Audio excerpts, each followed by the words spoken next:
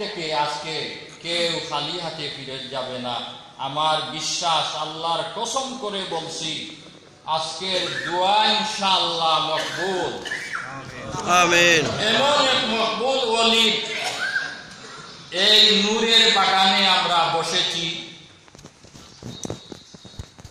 এই অলির অনেক কেরামত আছে।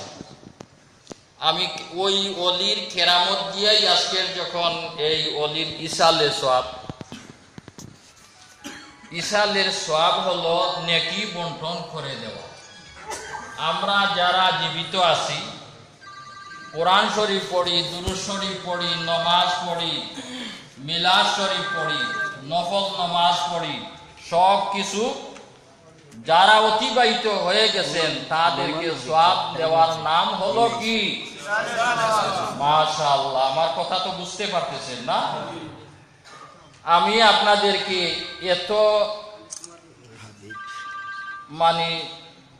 প্রফেশনাল যারা ওয়াইজ আছেন তাদের মতো আমি দিতে পারবো না। তারপরে আল্লাহ যা তৌফিক দেয় তাই বলবো। আমার ছোটবেলার একটা ঘটনা বলি। আমি যে সময় রাখালগঞ্জ মাদ্রাসাতে পড়ি, ওই